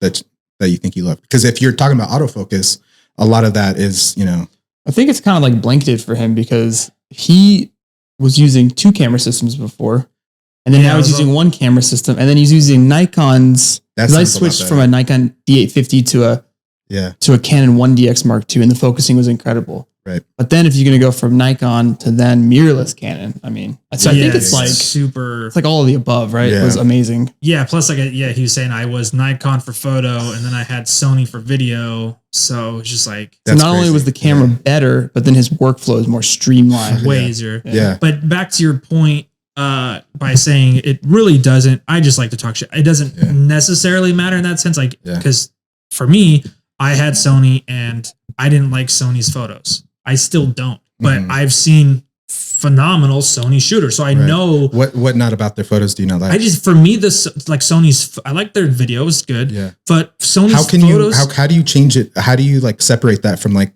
the photographer's style and like the videographer's style? Like because you're judging it based off other people's photos. And videos, right? I'm judging my experience. Like when I shot Sony photo, it felt very flat. Gotcha. Like I didn't have as much dynamic range as I did compared to like my Nikon or other. But then if I compare it, okay, that's comparing my Sony shooting photos to Nikon. No, I'm comparing my Sony experience to other people. So when I would first tell people I don't like Sony for photo, they'll be like, well, and it's like, no, I agree. There's some really great Sony shooters. I've seen it. I see the evidence, but for me, I just didn't feel that way. That makes sense. Yeah. So yeah. And same thing. I had Nikon for so long. So for me, it doesn't, at the end of the day, it really what suits you. So there's not really a black or white of like, this is better than that. It's whatever you like. Everybody has different preferences for the tools that they need to do their job. I only started shooting Nikon because the Nikon D3100 was cheaper than the Rebel Canon. I probably would have shot Canon if they were even like equal in price, just because it felt cooler in the hand. It felt good in the hand. It felt the branding I thought was a little bit. You know what's funny? is that the only reason why I shot Nikon was because my mom got me a D3000. Yeah. So I wonder if the D3000 was cheaper than probably the was. Rebel, and that's why she got it too. I How don't crazy is remember, that? I don't same remember situation with why. me. Yeah, I gravitated towards Nikon first either because actually my very, very first. I mean, dude, 10, 12, 13, 14 years ago, Nikon was the pinnacle, I think. Oh yeah. Well, Canon too. They were both equal. Canon was a bigger company, but still, Okay. they were both right there. Yeah, I remember. My very first camera was a Canon. It was like a Canon power shot. Mm. But then I realized, oh, you can't change it. Like it was a Point and hobbyist. shoot. Yeah, it was like a vacation. My camera. dad had something like Then that I too was like, that I was messing oh, around and with. then for some whatever reason, I went to Best Buy. Maybe they didn't have any Canons or something, but I just ended up grabbing like a Nikon D. Oh, it wasn't the 600. Something before that. I don't know. Yeah. Was it a crop sensor? Yeah, the first one was a crop. So did it have a screen that flipped out? No. Okay, so D3100 probably. It doesn't Well, they ring had a the bell. Maybe it was 3000 older series. than that. Well, they yeah. had the 3000. Older than that, like a 50D kind of thing. Well, they had a Is that what you're talking 3000, 5000, and a 7000 line. about? Right. I'm trying to remember 7,000. what I got before That's the right. D600. I ended up getting a D7100 too Me at too. some point. And then the shutter broke. Oh, I got a I did. D7000 shutter broke. I actually and then broke I got a the autofocus because 7100. I screwed it in too tight. Screwed in a plate too tight on the bottom of it. It went through it. Which is where the autofocus sensor Motor is. was? And Oh my shit. God. it. Yeah. Damn. And then I went to a D610, and that was a pretty good camera. That was my first full frame camera. Yeah. Yeah, I did the 7000 and then the 7100. And then I got a used 800, D800. That was my first full frame one. It was like choke, choke, choke, choke. Yeah, That's what it sounded like, the shutter. that's funny. What else is in your camera bag? Do you have 2 bodies, 3 bodies, 6 I- bodies? So I have the Z9 that I primarily use, but I have like the Z6 as Z6 II as a backup. But it's like night and day difference. It's like it doesn't. The Same with the focus is so much R6. slower. I mean, the focus. No, the focus. I feel like Okay. your guys' focus is a lot better for outside the professional bodies. But yeah, so I'm gonna be picking up another Z9 this year, likely. Or if they come out with like a Z8 or something else that I can. use Yeah, that has we good don't need the autofocus. two Z9s particularly. Every time, yeah, I use the R6 as my secondary camera, and every time I use it, I was like, I Yeah. wish this is a fucking R3. Yeah, maybe I should. Certain Maybe I things. should just get a Z9. Dude, another yeah. Z9. The only time I feel that way with my R5 or whatever, I always fucking forget what I have. The only time I ever feel that way is like, oh, I wish I had a second R3 is when I get the banding. And I just When you get the what? the banding, LED. the certain Oh. LED lights. Yeah. That's the only time, and it's still rare. And I'm The like, banding, the R3 handles the banding the best. I don't even see it. And so the workaround Yeah. with the R5 It's just is automatic. I have to go mechanical. Yeah. So it Mechanical is. So you shutter. put on a setting that will Right. help with banding, but then if it's real fucking bad, then you can go in and then do the Right. high frequency flicker, Yeah. and then you could change the shutter by like decimal points. Nikon had an update. They Yeah, you did the told me same about thing, that. yeah.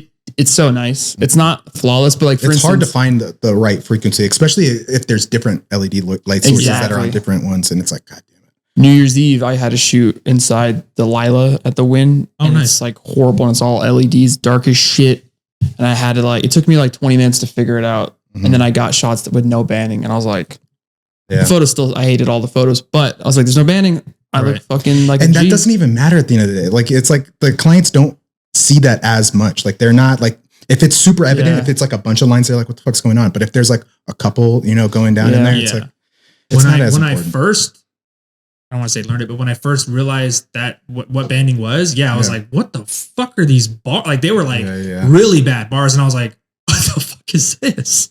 That's only since mirrorless, really. Yeah. I don't remember that ever being really a problem with DSLR. Maybe it's just the screens are different now. I don't know. I don't. Yeah, I was think that? there's- Were you messing? Was that messing you up? I with would the get D850? I would get banding. or with the Well, I would get 1DX? banding with the 1DX Mark II. Yes. Did you? Only when there's LED lights and I was shooting too high of a shutter speed. So, for instance, a specific time I would always get it that I remember. So, at Hawksland nightclub, they had LED, just kind of like fill lights, just to keep a little bit of light on the DJ while the other lights are going nuts.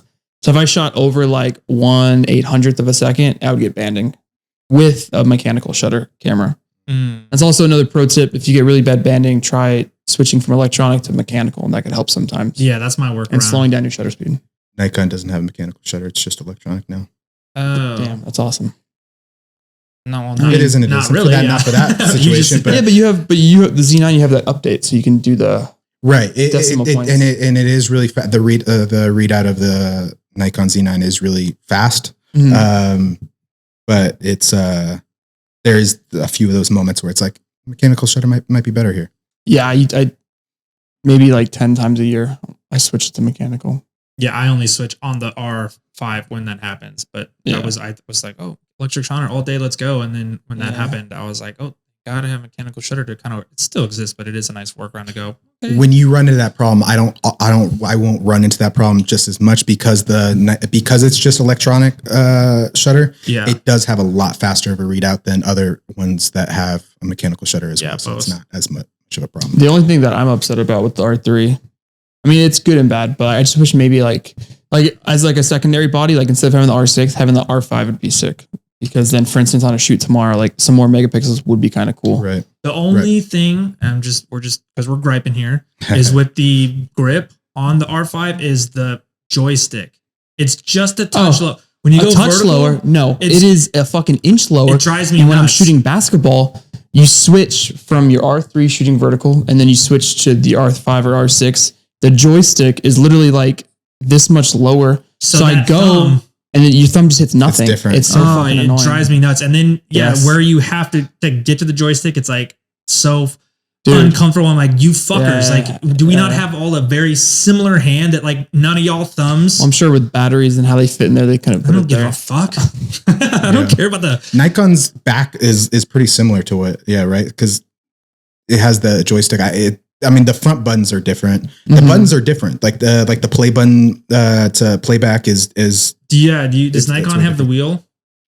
No. So now that was a big jump for me. Is the wheel? So Nikon always had 3 dials, and then Canon had 2 with the swivel on the back. But now Canon has 3 dials. On the R3 has 3 dials plus the rotating disc. Right. Whatever the fuck. Yeah, it's just a D-pad. It's just left and right. But the playback is now down in the bottom right as opposed to the top left, which is a lot more like natural of where because your hand is already there anyway, so you don't have to bring your other hand up to hit the play button. Do you use the you can use the joystick on the R3, but then up top they has the touch sensor? Not really. D-pad. I don't. I thought about it because I'm like, look, again, all these buttons, and you pay this money, you shoot, but certain things I'm just like, no, I'm good with what I do. Yeah. Have working. Do you have that? Are you familiar with what we're talking about? Yeah, it has a little touch stick. And you kind of just do this, and no, it doesn't have that. It's fucking. Is that for the focus selector? Yeah. It's just a joystick for. Well, we have both. We have a joystick and that, and I never use it. I just use the joystick. Yeah. Some things need to be tactical. Yeah. Yeah. Especially, I think, I don't know. For me, it also, another thing that drives me nuts within that is, I don't know if it's why I don't use it, but because it's like a glass, thing. I could see my fingerprints, and I'm like, I don't want to touch it because I just keep. That's funny. Fuck. It's like a weird thing. Fucking weird, man. What lenses do you have in that bag? Sorry, we got super off topic. So I've always had like the Nikon Trinity, which is the 14 to 24 2.8, 24 to 70 2.8, and then the 70 to 200 2.8.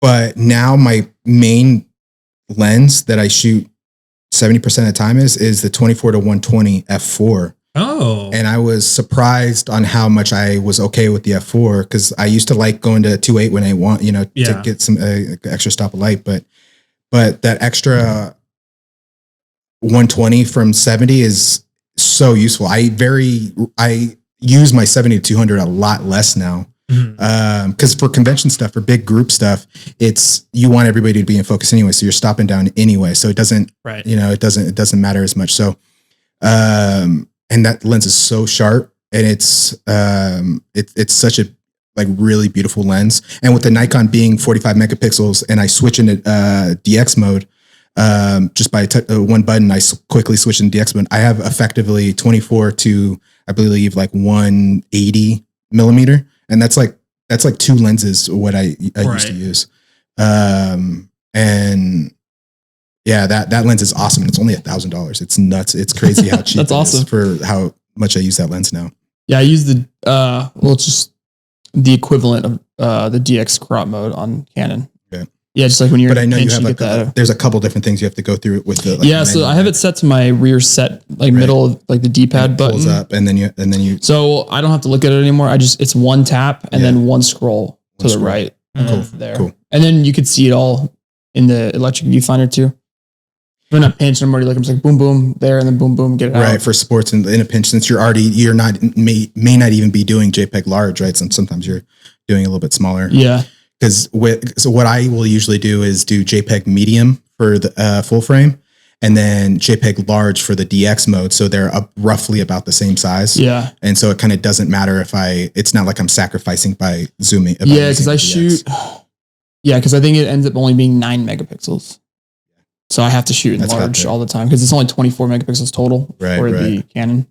But yeah, I remember you mentioned, I probably messed this saying up a little bit, but you're mentioning how like not necessarily people are better than other people, like their work wise, but maybe it's just a little bit of a different style. Or just a little when you're comparing yourself to like other people, it's easy to be like, oh, they're better than me or they're worse than me. You know, but at the end of the day, it's not about that. It's about everybody's good at what they do. And like everybody, there's some people that might be more creative than others. There might be somebody more technical than others. Judging by your work from afar, I feel like you're a lot more creative than I am, but I feel like my strengths are a lot more like technical customer service. Right. Usually after clients work with me, they usually want to work with me again. They recommend me other people. And it's not necessarily because I'm like the best photographer. It's because I usually talk with them and get them the photos that they actually want and they feel well taken care of. And so I know that that's one of my strengths. And so it's like, Mike, a lot of times, I feel like you talk about, somebody's better or worse, or when you're thinking about it from your own point of view. Yeah, like comparing self-doubt, those types of scenarios. And yeah, you can do that all day long. There's going to be somebody better than you at whatever it is. You know, there's going to be somebody better and there's going to be somebody worse, but it's like, why do your clients choose you over somebody else? You know what I mean? Right. And their perspective is what they value might be different than what somebody else values. And so it's like, it's just the right fit for different jobs as opposed to like, cause like you could think like we could think like, oh, well, like maybe my work's not as good as this person or my work's better, but the client's probably not even thinking about that. They're just like, yo, that person is a great person and I enjoy being around them and their photos kick ass. Yeah. But like, they're not going to notice that technical thing that you're like, oh, that looks whack. Like banding. Yeah. Like you're like, I can't put out a photo that has this fucking banding. You know, or there might be somebody that's like, I want something that's like super creative and has a specific vibe. And it's like, I know who to go for that, you know, and like it's what they value. And so it's what they, you know, ultimately want for the different jobs. And everybody's better at something, you know, everybody values different things. So everybody's going to value one thing or another, and they're going to work on that a little bit more than another person. Yeah, no, I like that. It's nice to like think about shit like that. Yeah. It's especially when you experience self-doubt. Yeah, to piggyback off that, I was on a production and they had, so I was on photo and they had 2 videographers. And one videographer was more of like the handheld kind of like I said, creative, like very fast pans, all that kind of like high energy. Yeah. And then we had another videographer who was more so like the slow, steady, kind of like the more, you know, commercial client aspect of it. So it was interesting to see both because I'm thinking, comparison, right? I'd be like, oh my God, am I better than this person or worse or this and that? But then I see 2 videographers. So I'm like, I could see it from the outside and go, well, no, like these 2 things could coexist of like different, like you said, different roles for different projects. Absolutely. Yeah. Yeah. And there's different strokes for different folks. Right. And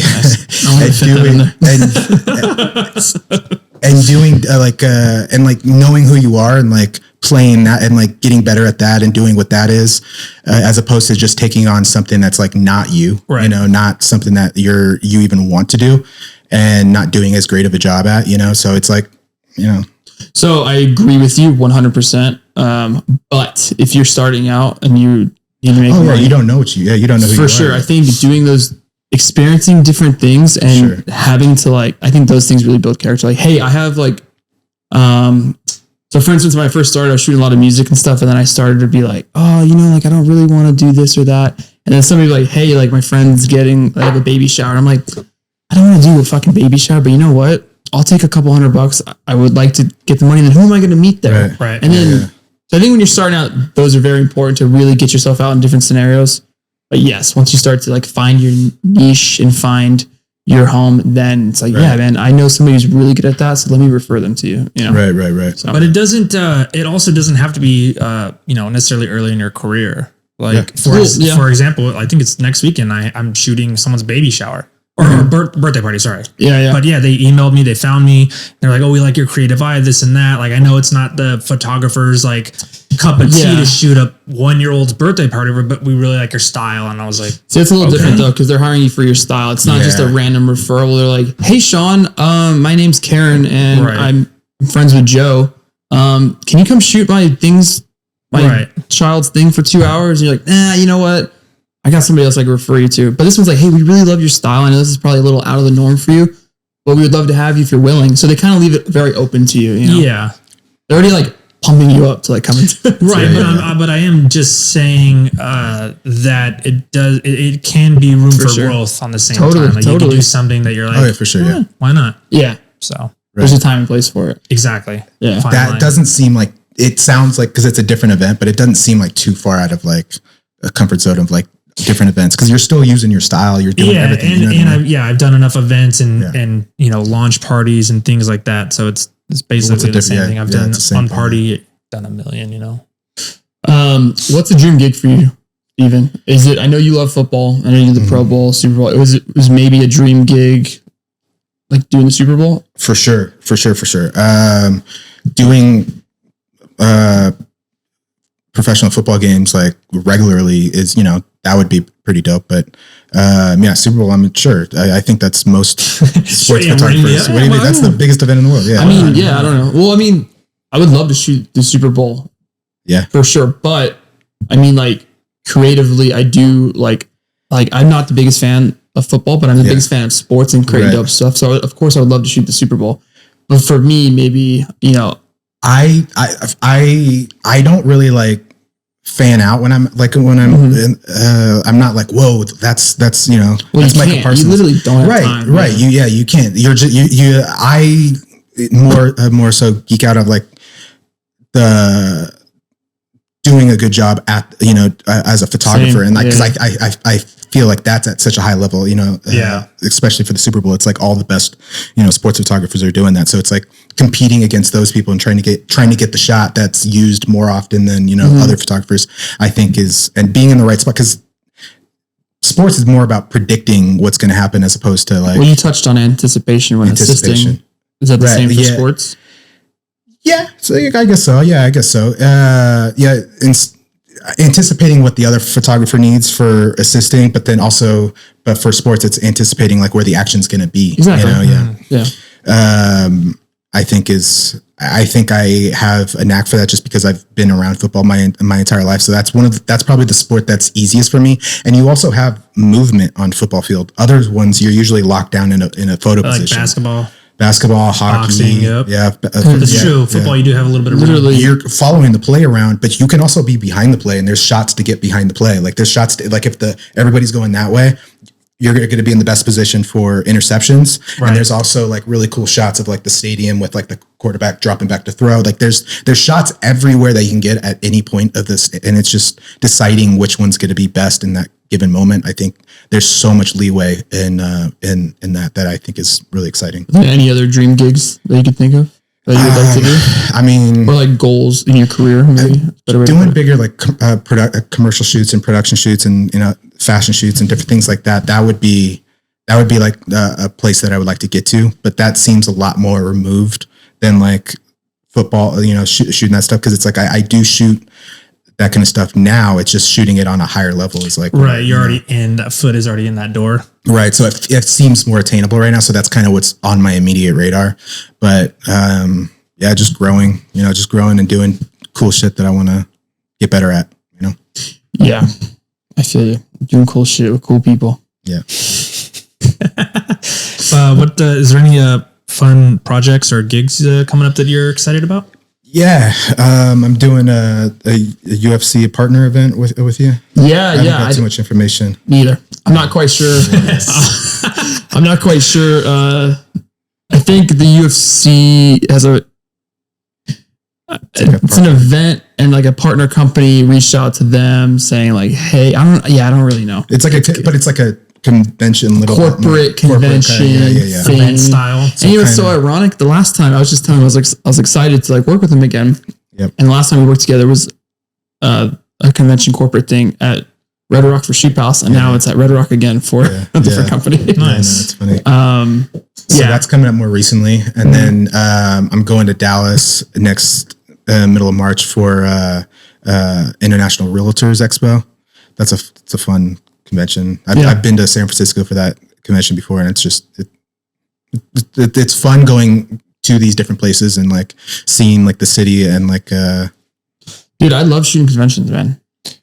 Like, okay, I love shooting conventions, like, while also shooting other shit. For sure. When I started out in 2016, 2017, shooting conventions, I was getting all like the worst parts of conventions. I was getting like the shitty lit rooms. And so like, there's like a huge spectrum of like cool stuff when it comes to convention photography. So there could be really interesting, but it could also be pretty mind-numbing trash. For sure, yeah.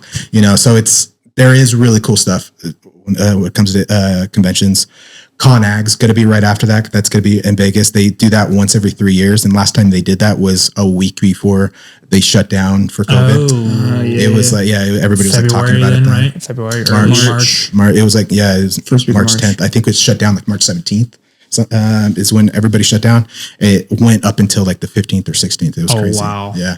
And that last one, they get a helicopter to like take pictures from the sky because there's so many parking lots that's taken up by like cranes because it's construction and agriculture equipment. Oh, so I was hanging out of a helicopter with the doors off and like taking pictures. That was pretty fun. That's so sick. Hopefully I get to do that again.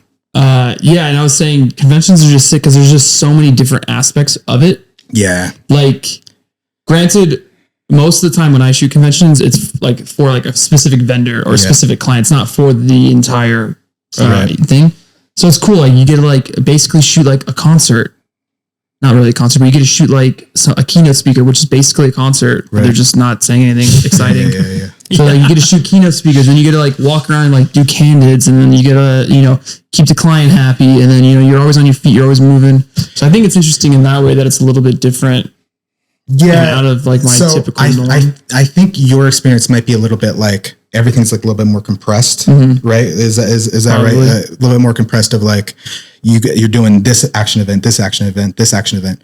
But the way we usually do it, it's like it's spread out over 4 or 5 days. We probably do a similar amount of work over 4 or 5 days as opposed to you getting in there and getting it all done right away. Yeah, I've done both, but it's probably when you're doing it for a smaller thing, it's more compressed for sure. Yeah. And it can get really boring in between some of those times. Yeah. So that's the only gripe about it is like it could be long days, pretty boring at times, but so it's longer and a little more slower pace. But now that I'm getting a lot better of photography, I'm getting a lot of the better gigs of, the keynotes at CES. Those are always fucking super fun to do. Did BMW this year. Arnold Schwarzenegger was there. It was pretty nice. Yeah, that's fucking sick. So that's like the top end of it. That's not like a reflective of like what you're doing day to day. Skewed. Yeah, it's super skewed. I was gonna say, when did you first pick up your first camera? How old were you? I was in high school sometime. My dad had my dad was always like recording like us growing up. Like he always had like camcorder or like some kind of camera or whatever. And so playing around with those cameras was always interesting to me. I just like gear. I like learning shit. I like playing around with shit and they're toys at the end of the day. So I like just, you know what I mean? Dude, I was thinking the other day, I was like, dude, it's so cool to be an adult. I can just order shit whenever I want. And every day is like Christmas. Yeah, it's funny because on one hand, because it's like our passion and our hobby, that it's like, oh, it's this new toy, but also it's for work. So like, I need this. Yeah, exactly. It's like totally justifiable every time. But that's also a problem though. It's like, I need this. So you keep getting more. Oh, like, it's never ending. It's like, I need this, but you don't actually. Do you need this? Well, no. Yeah. I want it. It's going to make me better. Maybe you never know if it's actually going to benefit. Until you use it for a little while. And then you're like, this was fucking worth it. This wasn't, I never use this. Yeah. For sure. I've been trying to release all the things I don't use. Yeah. So like I got a loop deck a couple years ago. I did too. Didn't fucking use it. What's a loop deck? It's like you can do all your edits on Lightroom Oh, is it the little with like It's actual a keys? keyboard that I've you seen can do those. like the different things. Yeah, It's a cool idea. I just couldn't fit in my workflow, so I sold that. I like all the extra bags. It's I don't bringing use. it out and back in. It's like that's my main problem because I don't want it to just sit on my desk. Yeah, Same. Yeah. Like old bags I don't use anymore. Just give them away. That's crazy to me. That's crazy. Yeah. There's a use for every bag for me. I have so many camera bags. So I had 2 sling bags and one I hated and one I loved. So the one I hated that I barely used, I gave it away. I had 3 tripods because I upgraded 2. That's The what I one hated, gave that one away. Just shit like that. Because I do have a lot of bags that are for specifically different things. And I was like, I have a lot of bags. I need to condense a little bit. The only bags that I've gotten rid of are bags that are like worn out from like shooting all day. Like I had because I wear the think tank belt or whatever. So bags will sometimes rub against it and then they'll fucking wear out at the bottom. Yeah. So that's pretty much the only time I'll get rid of bags. I just threw away a couple old bags that were just sitting in my garage. I was like, well, I could use them for my lights if I don't. I'm like, dude, just fucking throw them away. I was like, funny. all right. Yeah. Is there any advice that you'd give the 20-year-old Stephen? Yeah. I mean, yeah. So I got diagnosed with ADHD at like 30. And So pretty recently, right? So pretty Last couple years. 4 years ago. But during my entire 20s, I was like wanting to do all these, I had all these goals, but I wasn't able to achieve them. So I had a lot of like anxiety, a lot of like depression of like not being able to do what I want, not feeling like I could do what I wanted. So like I kind of like forced myself through my 20s to get to where I wanted to be. But see a therapist, man. Just, like that's what I would tell my 20. Yeah. See a therapist, get started, like figuring that stuff out as opposed to just like white knuckling it and right. We like that. Holding it in. Yeah.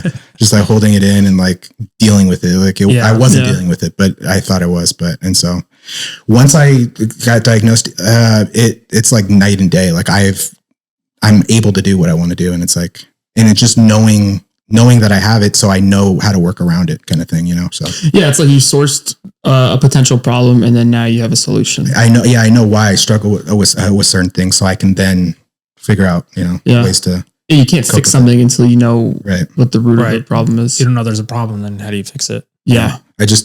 Honestly, I for my whole life, I thought I was just like lazy and just like not able to like do what I wanted to do. Like I was just like choosing to not do it as opposed to like there actually being like an mental blocks. Yeah.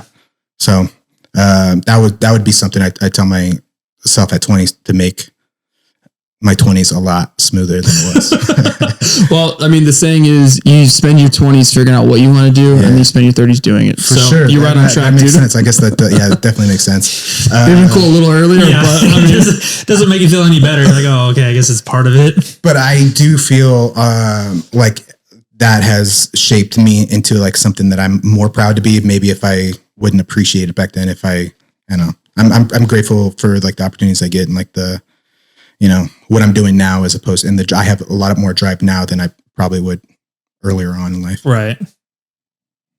Do you have any piece of equipment that you couldn't live without that makes your life easier? Could be like anything, a pocket knife or, like that lens you just talked about. Man, there could be so much. Yeah, you can ask me all day about this. I have so many different shit because that's the kind of stuff. What's the first one that comes to the top of your head? So that lens is the first thing that comes to that comes to the top of my mind. But just because I never even considered f4s, just because I felt like they weren't like professional enough. Yeah. But that's just not the case for large events, trade shows. That is the lens. There's no better lens than that for, in my opinion now.